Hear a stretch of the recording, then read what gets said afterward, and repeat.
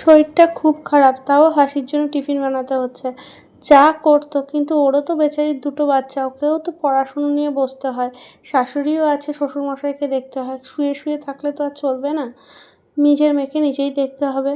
হাসির খুব জোরে সন্ধ্যাবেলা খিদে পেয়ে গেছিলো, তাই ভাবলাম রোজ রোজ ম্যাগি না করে দিয়ে ওকে একটু রুটি আটা মেখে তার মধ্যে চিনি পাউডার করে দিই, সস দিয়ে খাবে খানে, তারপর অংশুবাবু খুশিও খেতে পারবে। এরই ফাঁকে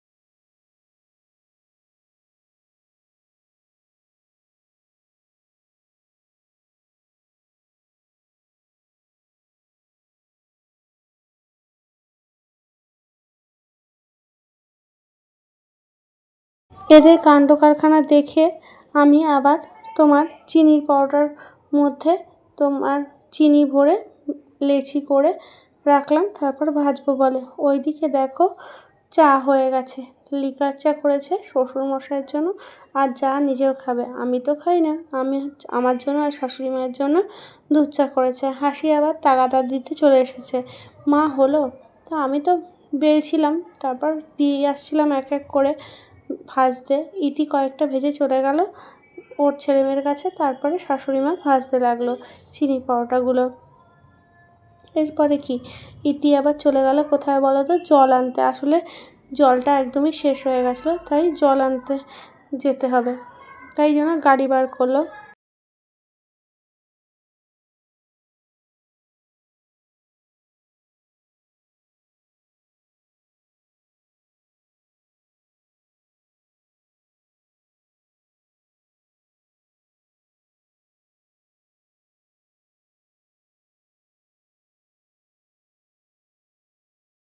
আমি একটু সন্ধ্যার টিফিন হিসাবে সুজি খাচ্ছিলাম। সুজি টুজি খেয়ে নিয়ে আমি চলে গেলাম মেয়েকে নিয়ে ওপরে পড়াতে গেলাম। যখন হাসির বাবা আবার ওষুধগুলো নিয়ে আসলো, ওষুধগুলো চেক করে নিচ্ছিলাম ঠিক আছে কি না।